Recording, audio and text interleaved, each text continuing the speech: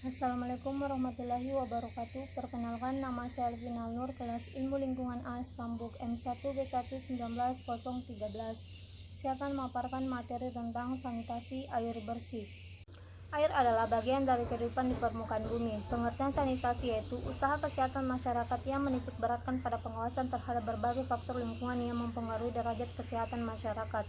Sedangkan air bersih adalah salah satu jenis sumber daya berbasis air yang bermutu, baik dan biasa dimanfaatkan oleh manusia untuk dikonsumsi atau dalam melakukan aktivitas mereka sehari-hari, termasuk diantaranya adalah sanitasi.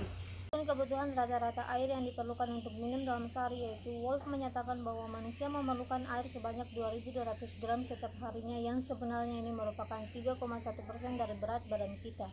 Keberadaan air di muka bumi diketahui menempati lebih dari 3/4 bagian dari luas permukaan bumi. Dari keseluruhan sumber air di bumi, ternyata 97% lautan dan 3% sisanya merupakan air hujan, salju, es, dan air dalam tanah. Kemudian kurang lebih 75% air tawar di permukaan bumi secara permanen berada di daerah kutub dalam bentuk gunungan es atau glasier, sedangkan sisanya sebagian berada dalam lapisan tanah. Adapun kebutuhan air di suatu rumah tangga untuk masyarakat di Indonesia dalam sehari yaitu untuk keperluan minum maka dibutuhkan air rata-rata sebesar 5 liter per hari. Sedangkan secara keseluruhan kebutuhan air di suatu rumah tangga untuk masyarakat Indonesia diperlukan sekitar 60 liter per hari. Jadi untuk negara-negara yang sudah maju, kebutuhan air pasti lebih besar dari kebutuhan untuk negara-negara yang sedang berkembang. Adapun perbedaan peraturan dari negara lain dalam memenuhi persyaratan fisik, kimia, biologi, dan radiologi air bersih yaitu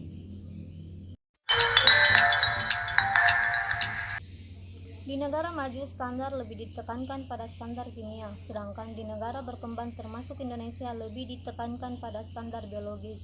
Baik tidaknya kualitas air secara biologis ditentukan oleh jumlah mikroorganisme patogen dan non-patogen.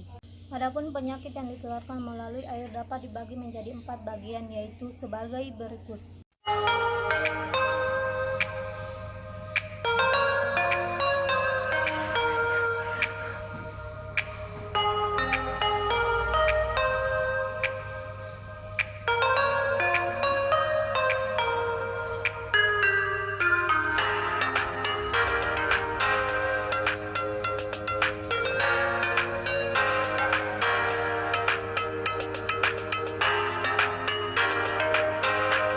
Upaya penanggulangan masalah sanitasi air bersih di Indonesia yaitu menurut Herlamban tahun 2006 menyatakan beberapa penanggulangan masalah kesehatan pada air bersih sebagai berikut. Pertama, pemantauan kualitas air. Kedua, pengaturan tata ruang. Ketiga, perlindungan sumber air, dan yang terakhir yaitu monitoring dan evaluasi. Yaitu penting bagi kita sebagai manusia untuk tetap selalu melestarikan dan menjaga agar air yang kita gunakan tetap terjaga kelestariannya dengan melakukan pengelolaan air yang baik, seperti penghematan, tidak membuang sampah dan limbah yang dapat membuat pencemaran air sehingga dapat mengganggu ekosistem yang ada. Air sangat penting dalam kehidupan. Tanpa air semua makhluk hidup yang ada di bumi akan mati. Tanpa air manusia bisa kehausan dan kekurangan zat air di badannya hingga mengakibatkan kematian. Itulah yang dapat saya sampaikan, lebih dan kurangnya mohon dimaafkan. Assalamualaikum warahmatullahi wabarakatuh.